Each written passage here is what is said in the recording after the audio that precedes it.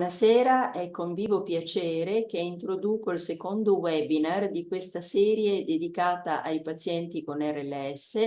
che è stata avviata dalla collaborazione della dottoressa Maria Paola Mogavero, neurologa e dottoranda presso l'IRCS San Raffaele, e del signor Marco Rolandi, presidente dell'Associazione Italia Pazienti RLS.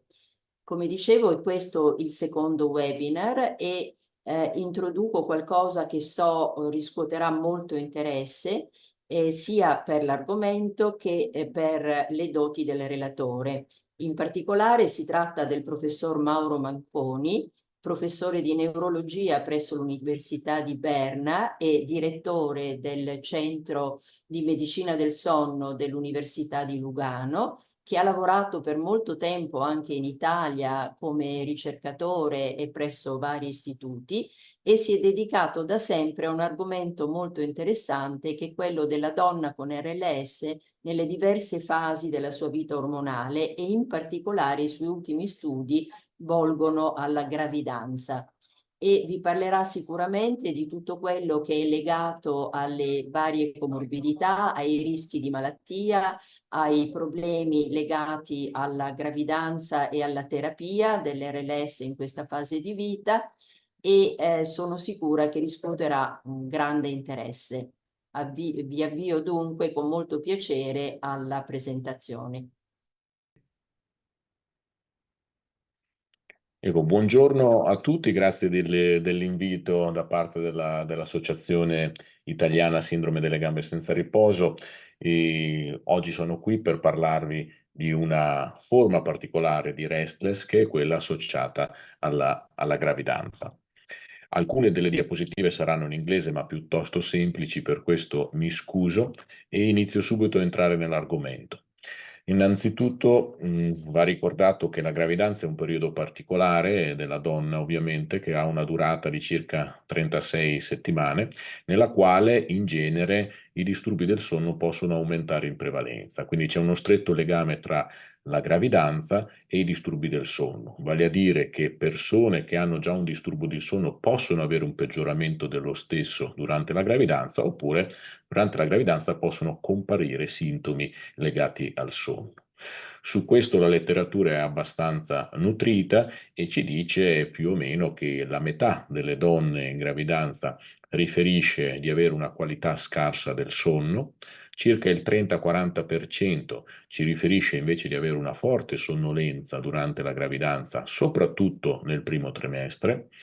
mentre una percentuale simile, cioè 30-40%, riferisce insonnia. L'insonnia però sembra essere più prevalente nell'ultima parte della gravidanza, cioè nel terzo trimestre. E poi abbiamo un'alta prevalenza della sindrome delle gambe senza riposo, fino a un 20-25%. Vedremo poi che almeno una donna su 4, una donna su 5 riferisce dei sintomi simili a quella o compatibili con la sindrome delle gambe senza riposo durante la gravidanza, e anche qui prevalentemente nel terzo trimestre. Durante la gravidanza possono aumentare anche le pazienti affette da sindrome delle apnee ostruttive in sonno, soprattutto quando ovviamente il peso cresce, cioè nel terzo trimestre. Questi sono i principali disturbi ad essere già stati indagati durante la gravidanza. Altri dati in relazione ad altri disturbi del sonno invece mancano, perché ancora non sono stati fatti degli studi puntuali. Quindi questo è il panorama dei disturbi del sonno in generale. E parte dei dati che vi farò vedere sono del nostro gruppo, in quanto circa un 4-5 anni fa abbiamo cominciato a studiare le donne in gravidanza, in particolare a studiare i disturbi del sonno e la sindrome delle gambe senza riposo. Lo studio di cui vi parlerò in parte si chiama studio LifeOn, è uno studio nel quale 4 centri, 3 in Italia e 1 in Svizzera, hanno iniziato a reclutare donne dall'inizio della gravidanza, e poi le abbiamo seguite fino ad 1 anno dopo la gravidanza. In questo studio abbiamo fatto una serie di valutazioni, tra cui anche la polisonografia, esami del sangue, questionari visite cliniche e abbiamo poi costituito un gruppo, che si dice in gergo una coorte, di circa 500 donne che sono state per l'appunto seguite e studiate sotto il profilo del sonno. Una media d'età di queste donne di 34 anni che per l'appunto hanno avuto, hanno ricevuto delle visite periodiche ogni circa 3 mesi durante la gravidanza e anche nella parte del postpartum. Ecco, seguendo questa corte, prima di entrare nel merito della sindrome delle gambe senza riposo, confermiamo una serie di dati. Da questi grafici, che in realtà sono piuttosto semplici, vediamo, il primo si riferisce alla qualità del sonno, vediamo che la qualità del sonno peggiora durante la gravidanza, così come ci dice la letteratura, e raggiunge il minimo della qualità, cioè il sonno più disturbato, non nel terzo trimestre come pensavamo, ma bensì soprattutto nel primo mese dopo la gravidanza. È dopo la gravidanza, nel primo 1 o 2 mesi, che si sviluppa il disturbo del sonno principale e la qualità del sonno è più scarsa. Questo lo vediamo anche per quanto riguarda questo grafico che invece ci fa vedere l'andamento dell'insonnia, che anch'essa peggiora gradualmente durante la gravidanza, ma il picco massimo di insonnia non è durante la gravidanza, ma è nell'immediato postpartum, quindi nel primo mese dopo la gravidanza. Come ci dice invece la letteratura, la sonnolenza, i colpi di sonno e l'ipersonnia e la sonnolenza invece hanno un andamento inverso, cioè sono massimi nel primo trimestre e qui infatti che le donne riferiscono spesso di avere una forte sonnolenza nel primo trimestre di gravidanza e poi tende piano piano a migliorare nel corso della gravidanza e poi anche nella parte postpartum dopo il parto. Vediamo invece la sindrome delle gambe senza riposo, che per l'appunto è particolarmente prevalente e frequente durante la gravidanza. Questa è una diapositiva storica solo per mostrarvi che la prima segnalazione di questa strana associazione tra gravidanza e sindrome delle gambe senza riposo è datata 1940 e questo è un articolo scritto in tedesco da due medici germanici, i quali descrivono una famiglia e descrivono dei sintomi compatibili con sindrome delle gambe senza riposo. Ricordo a tutti che in questa data, nel 1940, ancora non possiamo parlare di sindrome delle gambe senza riposo perché 5 anni dopo questo termine verrà creato da Ekbom in Svezia. Quindi si parla ancora di una sindrome che, vedete, viene descritta come prurito, urticaria, parestesie e ipercinesia, cioè aumento del movimento in questi soggetti. E perché vi faccio vedere questa diapositiva? Perché è caratteristica la associazione con la gravidanza, cioè in questo articolo questi due autori descrivono una famiglia in cui più membri erano affetti da sindrome delle gambe senza riposo e fra questi membri vi era una donna la quale riferiva i sintomi solo esclusivamente durante la sua gravidanza. Aveva avuto 3 gravidanze e durante la gravidanza sviluppava questi sintomi che poi scomparivano. Questa forse è la prima segnalazione di un'associazione tra queste due fenomeni, quello della gravidanza e la sindrome delle gambe senza riposo. In seguito sono stati fatti i primi 2 studi. Il primo è stato fatto da Ekbom, nello stesso anno in cui ha inventato il termine di restless leg syndrome, cioè nel 1945, e a seguito uno studioso francese ha studiato lo stesso fenomeno e vedete che ha trovato un'altra prevalenza, un'altra frequenza di restless nelle donne in gravidanza, quindi confermavano i dati. In seguito, nel 1960, questo dato è stato confermato da un altro Ekbom che in realtà è il figlio di Carl Axel Ekbom, cioè il padre della sindrome delle gambe senza riposo. E ricordo che ebbi l'onore di ricevere da lui la sua tesi di specialità in neurologia che era proprio dedicata a questo argomento, cioè della sindrome delle gambe senza riposo in gravidanza e mi diede una copia della sua tesi, io fui molto orgoglioso, ma quando poi a casa ebbi la possibilità di sfogliarlo, mi accorsi che purtroppo era scritta in svedese, però ecco, questo è un altro studio in cui egli descrive e conferma lo stesso fenomeno. Ora non entro nei dettagli, però voglio sottolineare il fatto che eh, dopo questi studi, dal 60 in poi, molti altri studi sono stati pubblicati. Qui in questa diapositiva ne vedete diversi, ma è giusto per dare il messaggio che più di 30 studi oggi sono pubblicati sull'argomento e tutti, eccetto forse uno studio, confermano che effettivamente la gravidanza è un momento nella quale la sindrome delle gambe senza riposo può comparire con un'alta frequenza e poi scomparire, come vedremo, dopo il parto. Il primo studio italiano è datato 2004, è stato fatto da noi, dallo stesso gruppo, quando ancora io ero all'Università di Ferrara, ed è stato il primo ad utilizzare dei criteri diagnostici. Questo è il motivo per il quale viene ancora citato questo studio. Poi dopo gli studi sono stati fatti negli Stati Uniti e in Europa, fino che nel 2015 abbiamo alcuni studi anche nella popolazione asiatica e in seguito vedete altri studi che iniziano a comparire anche nella parte araba e medio orientale. E sebbene si conferma che in Asia la prevalenza di questo disturbo è un po' inferiore, in ogni caso questa forte associazione tra sindrome delle gambe senza riposo e gravidanza viene confermata. Ora, se di tutti questi studi, che nell'arco di 70 anni sono circa 30-33 studi, noi andiamo a selezionare solo quelli in cui la diagnosi è stata fatta con una vera e propria intervista medica e quelli che sono stati fatti nella nostra area geografica, vediamo che più o meno tutti concordano nel dire che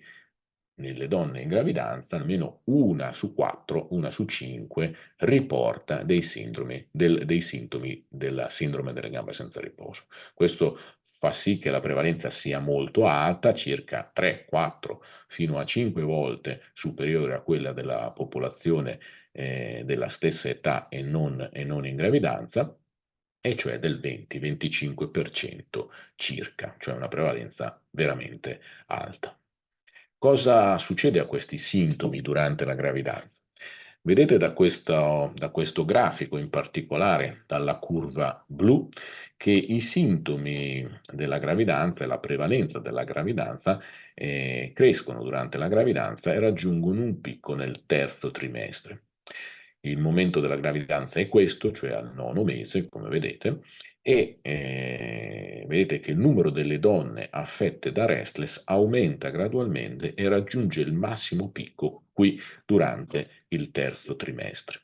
Poi improvvisamente, non sappiamo perché, intorno al parto, qualche giorno prima, qualche giorno dopo il parto, in questo frangente,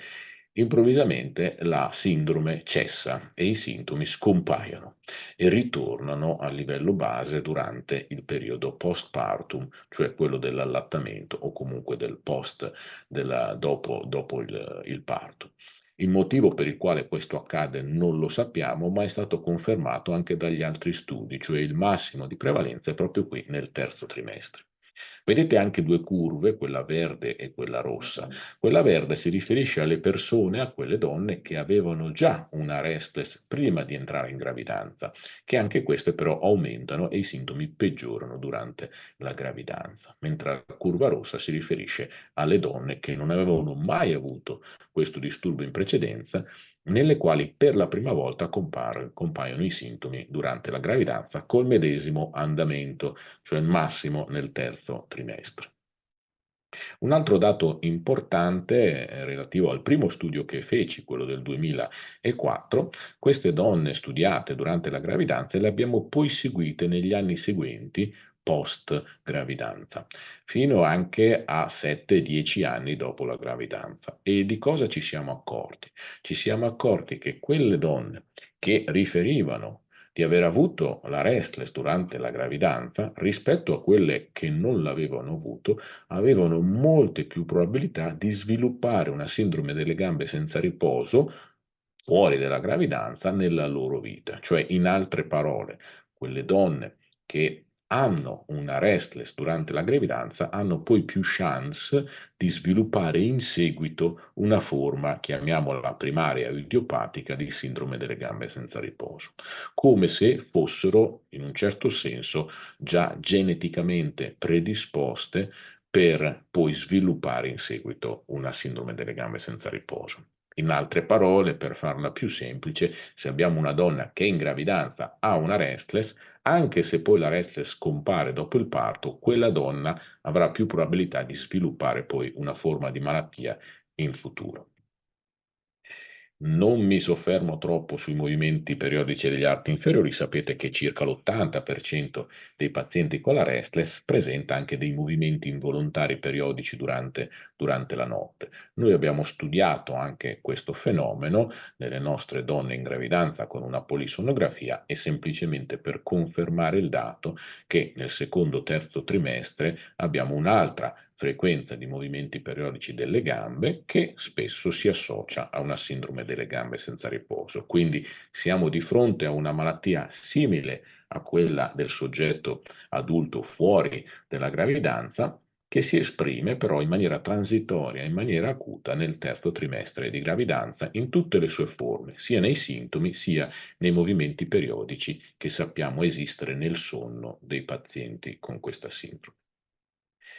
Va detto anche che avere la restes durante la gravidanza può essere un elemento che va ovviamente a disturbare il sonno, ma non solo il sonno. Ci sono delle evidenze che ci dicono che la paziente con la restless, oltre ad avere più insonnia durante la gravidanza rispetto a chi non ce l'ha, ha anche un rischio maggiore di sviluppare alcune complicanze. Non mi addentro su tutte le possibili complicanze, mi addentro su una che è piuttosto frequente e che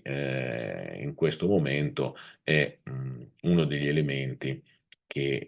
sui quali dal punto di vista sociale vi sono più sforzi di ricerca, e cioè la depressione perinatale.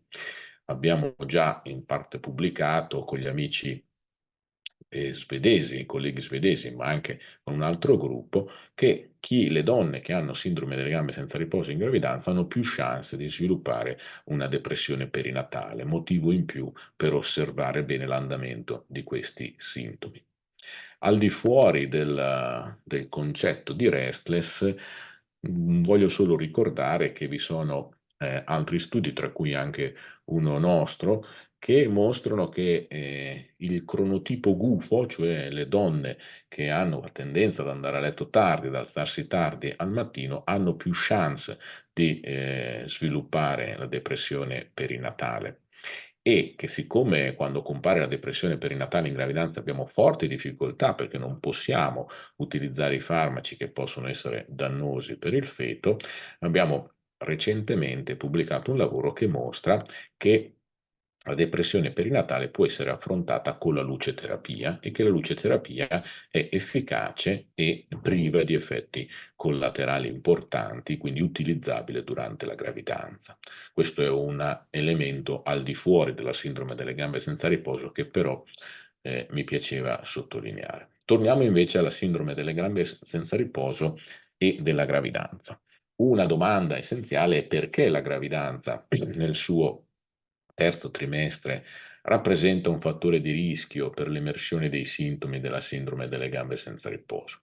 Non abbiamo una risposta a questa domanda. Abbiamo noi però controllato una serie di fattori andando a vedere quali di questi pesavano di più. E quello che è abbastanza sicuro è che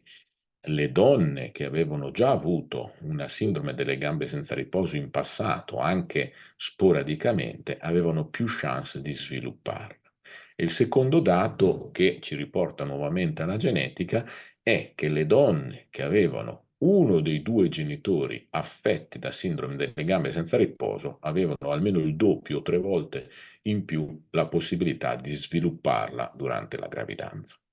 Quindi, in altre parole,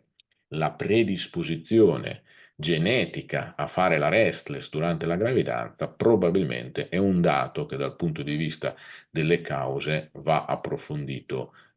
in futuro, perché potrebbe darsi che queste donne siano geneticamente predisposte a sviluppare i sintomi e quindi abbiano quelle varianti del genoma che già conosciamo essere un fattore di rischio per la sindrome delle gambe senza riposo. E questo sarà lo studio che faremo a breve sulla genetica di queste persone. Quali possono essere altre cause che sono state indicate, sebbene non dimostrate?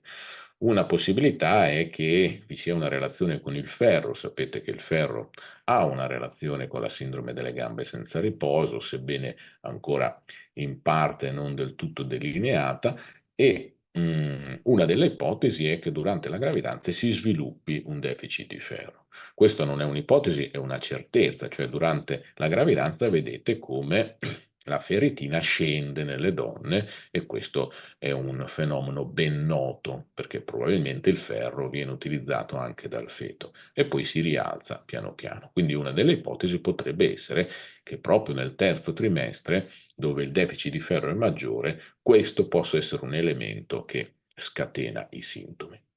La seconda ipotesi è che invece vi sia un'influenza degli ormoni. In questa diapositiva vedete, in questo grafico, vedete l'andamento dei principali ormoni sessuali e quindi sia la linea gialla, cioè gli estrogeni, sia la linea più tratteggiata blu, cioè il progesterone, aumentano gradualmente durante la gravidanza, aumentano in maniera piuttosto marcata e nel terzo trimestre c'è un picco di questi ormoni. Quindi un'altra ipotesi è che gli ormoni potrebbero in qualche modo scatenare la sindrome, così come per esempio al di fuori della gravidanza sappiamo che il ciclo mestruale può avere un andamento, può dare un peggioramento o avere un'influenza sui sintomi della sindrome delle gambe senza riposo. Stiamo facendo dei lavori, degli studi per confermare o meno questo dato e questo sono dei primi risultati apparentemente grafici, non facili da leggere, ma in realtà non così difficili. Se ci soffermiamo nella prima linea, vediamo che in giallo abbiamo i valori di ferritina, cioè del deposito di ferro nelle pazienti con la sindrome delle gambe senza riposo e in blu nelle pazienti, o meglio nelle donne in gravidanza, non pazienti, senza sindrome delle gambe senza riposo. E come possiamo vedere qua, non abbiamo noi riscontrato, anche altri gruppi non l'hanno riscontrato, che la ferritina sia più bassa in queste donne. E quindi questo dato dei valori più bassi di ferritina che possono scatenare i sintomi nella nostra popolazione non si è confermato.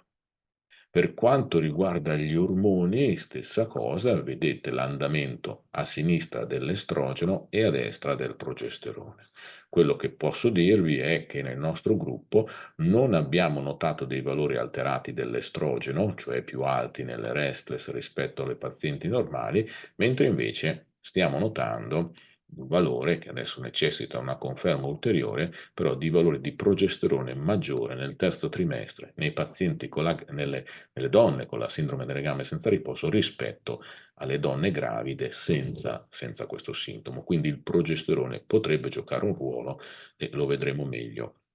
negli studi futuri. Però il messaggio importante e semplice è che noi non conosciamo la causa della sindrome, il perché la sindrome delle gambe senza riposo è così frequente nelle donne in gravidanza. Sappiamo che compare soprattutto nel terzo trimestre, che tende a scomparire e che una predisposizione genetica, cioè il fatto di avere un genitore affetto o di avere già avuto la sindrome, è un fattore di rischio, cioè ci dà più chance di svilupparla. Di più non sappiamo. Un altro elemento che voglio rapidamente, sul quale voglio rapidamente soffermarsi è il problema della vitamina D. Perché lo cito? Perché negli ultimi anni diversi studi mostrano una influenza della vitamina D nella sindrome delle gambe senza riposo anche al di fuori della gravidanza. E noi medici stiamo iniziando, quando facciamo il classico esame ematochimico, l'esame del sangue nei pazienti dopo aver fatto una diagnosi, a controllare non solo i valori di ferritina e altri valori, ma anche i valori di vitamina D. Importante ricordare che nella popolazione generale la vitamina D è un elemento che implicato soprattutto nel controllo del calcio, quindi anche in parte nelle donne dell'osteoporosi, e che si attiva con l'esposizione solare, quindi una mancanza di alimentare, cioè di introito di vitamina D, oppure una scarsa esposizione solare può far calare questi valori. Vi ricordo anche che però questi valori di vitamina M calano fisiologicamente, normalmente durante la gravidanza, e che quindi, sebbene nella popolazione generale dovete provvedere a ripristinare la vitamina D quando i valori sono inferiori a 20 nanogrammi su millilitro, nella gravidanza noi diamo un supplemento di vitamina D solo quando questi valori sono più bassi di 10 nanogrammi. L'altro elemento che va sostituito se manca è l'acido folico o i folati, questo sia nella restless in gravidanza che fuori della gravidanza. Dobbiamo curare queste persone, queste donne con sindrome delle gambe senza riposo. Quanto sono gravi questi sintomi e se dobbiamo farlo, come dobbiamo curarle? Su questo purtroppo la letteratura è poverissima, cioè non esistono studi di terapia della sindrome delle gambe senza riposo in gravidanza, eccetto questo che vi mostro, anch'esso fatto dal gruppo nostro, in questo caso in Svizzera, insieme ai colleghi di Berna. E cioè il primo e l'unico lavoro che mostra l'efficacia o comunque il tentativo di curare i sintomi di sindrome delle gambe senza riposo durante la gravidanza nelle donne attraverso un'infusione in vena di ferro. Infusione in vena di ferro che vi ricordo viene fatta normalmente nelle serie anemie, in questo caso abbiamo provato a farlo anche nelle pazienti non necessariamente gravemente anemiche, ma con sintomi di sindrome delle gambe senza riposo, con risultati buoni, però in uno studio piccolo che va confermato. In questo caso davamo il ferro solo alle donne in cui mancava il ferro o che avevano una chiara anemia, e lo davamo solo nel terzo trimestre. Questo dato è rilevante perché sappiamo che l'utilizzo di farmaci di qualunque tipo deve essere possibilmente evitato durante la gravidanza, soprattutto però nel primo e nel secondo trimestre di gravidanza, quando potrebbe andare a perturbare lo sviluppo del feto. Nel terzo trimestre abbiamo, diciamo, un rischio inferiore di questo, sebbene comunque in genere non sono indicati trattamenti farmacologici durante la gravidanza. Come allora gestire questi sintomi che possono comparire? Su questo vi è stato un incontro ormai datato circa 10 anni fa di una task force, di un gruppo di esperti, tra cui vi ero anch'io, il quale ha disegnato, suggerito delle linee guida di come comportarsi di fronte a una sindrome delle gambe senza riposo in gravidanza. Allora, il primo dato che anch'io ho riscontrato quando intervistavo le partecipanti al nostro studio è che è molto importante spiegare alla donna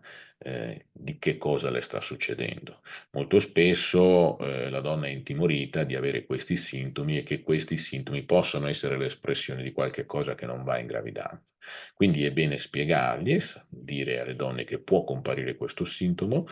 e che di solito scompare in maniera piuttosto benigna durante il parto, che può dare insonnia o altri problemi e che deve essere curato in maniera farmacologica solo in casi specifici e nella minoranza dei casi. Prima di arrivare a questo, dopo la spiegazione, vanno fatti degli accertamenti per vedere i valori di ferritina e delle altre vitamine di cui vi parlavo, e inoltre se questi valori vanno bene o i sintomi non scompaiono, prima di arrivare al trattamento farmacologico possiamo utilizzare delle tecniche anche di natura comportamentale. Una di queste, forse la più efficace, nelle quali stiamo proprio in questi giorni pubblicando un articolo, è il beneficio che può avere l'attività fisica sulla sulla gravidanza. E qui ci sono delle linee guida che ci dicono che l'attività fisica adeguata in gravidanza deve essere un'attività aerobica, quindi leggera, ma magari costante, e come il camminare o esercizi in acqua o anche il ballo non esagerato, deve essere fatto nella prima parte della giornata e se diciamo è uno sforzo limitato e costante può aiutare alla gestione dei sintomi, mentre se vi è uno sport, un'attività fisica anaerobia o intensa, questo può danneggiare sia la sindrome stessa, sia ovviamente l'andamento della gravidanza. Esistono dati ora anche di alcune tecniche rilassanti, questo è un articolo che è comparso, quindi diciamo che un approccio comportamentale, cioè sulla dieta, sull'attività fisica, sulla regolarità del ciclo sonno-veglia e anche dell'utilizzo di tecniche rilassanti può aiutare prima di arrivare alla terapia vera e propria. Quali sono i consigli che in queste linee guida abbiamo dato se questi rimedi non sono efficaci? Innanzitutto di andare a trattare solo una parte limitata di donne, cioè quelle che hanno una sintomi molto gravi, con un impatto importante e che di solito sono quelle che l'avevano già avuto in passato e che peggiora durante la gravidanza, e quindi una serie di consigli. Prima di tutto essere sicuri che si tratta di una vera e propria sindrome delle gambe senza riposo, perché durante la gravidanza possono comparire sintomi come per esempio il gonfiore alle caviglie, i dolori muscolari che possono simulare una sindrome delle gambe senza riposo, quindi avere bene in mente quali sono i criteri diagnostici, vedere se vi è una depressione o un'insonnia anche al di fuori della sindrome delle gambe senza riposo, spiegare bene alla paziente, alla donna, di che cosa si tratta, consigliare, vedete, un'attività fisica regolare ed evitare fattori che possono peggiorare la sindrome delle gambe senza riposo, quali ad esempio l'esposizione prolungata delle gambe al sole, oppure anche un ciclo sonno-veglia irregolare. Controllare sempre i valori di ferritina. Se i valori di ferritina sono inferiori ai 20 o ai 30 o la somministrazione di ferro per bocca non ha funzionato, si può arrivare fino alla somministrazione di ferro in vena, ma il primo approccio è dare del ferro per bocca. Sappiamo che il ferro per bocca non sempre viene tollerato e che necessita una somministrazione di un certo dosaggio per almeno un 40-50 giorni prima di fare effetto. Quindi il primo approccio, se vi è un calo della ferritina, c'è una ferritina sotto i 75 almeno, potrebbe essere quello di dare del ferro in gravidanza, che ricordiamo però spesso è già preso dalle donne a livello preventivo come l'acido folico, e se questo non funziona e i sintomi sono gravi, si potrebbe pensare anche all'infusione in vena. Va detto che se tutto ciò non si può fare o non viene tollerato o i sintomi non passano, in casi rari si può considerare il trattamento farmacologico, che di base è sconsigliato perché non abbiamo dei dati certi che non possa danneggiare la gravidanza, ma che sulla base di questa riunione di esperti abbiamo identificato forse due possibilità di utilizzo sporadico molto attento del clonazepam, che è una benzodiazepina a dosaggi limitati e solo al bisogno e solo durante il terzo trimestre, e invece nell'allattamento, cosa poco necessaria perché di solito i sintomi scompaiono, ma se dovessero essere persistenti dopo l'allattamento, durante l'allattamento si può utilizzare il gabapentin perché questo farmaco non passa nel latte del bimbo. Ma quanti sono queste donne che hanno bisogno veramente di essere trattate? In questa diapositiva vedete una situazione reale, cioè il nostro gruppo di 500 donne, il 25% ha sviluppato, il 26% per essere precisi, una restless durante in gravidanza. Però se noi andiamo a selezionare solo quelli che alla scala avevano un disturbo grave o molto grave e una frequenza del disturbo sopra le 2 settimane, vedete che già la percentuale scende a circa 10-15%. Se poi di queste andiamo a selezionare solo quelle in cui è più sicuro dare il farmaco, cioè quelle nel secondo o nel terzo trimestre di gravidanza, la percentuale scende ancora. E poi, se andiamo a considerare quelle in cui non funziona il trattamento comportamentale o il ferro, siamo a livelli ancora più bassi, e se consideriamo anche le donne che accettano, perché alcune non accettano questo, vedete che nella nostra popolazione abbiamo trattato il 3% delle donne affette da sindrome delle gambe senza riposo, quindi parliamo di poche pazienti che avevano un quadro grave. Quindi in generale è meglio dare un messaggio rassicurante in cui noi spieghiamo che cosa sono i sintomi, cercare alla donna di fare capire che di solito se ne vanno da sole e, se possibile, sarebbe meglio non utilizzare farmaci durante la gravidanza. In conclusione, io voglio riassumere i concetti principali, che sono i seguenti. Durante la gravidanza è possibile avere una sindrome delle gambe senza riposo, anzi è frequente, una donna su 4 in genere ha questi sintomi, soprattutto alla fine della gravidanza, cioè nel terzo trimestre, con una risoluzione, una scomparsa dei sintomi quasi per la totalità delle donne durante o dopo il parto. Non conosciamo le cause di questa sindrome, sappiamo che probabilmente c'è una predisposizione genetica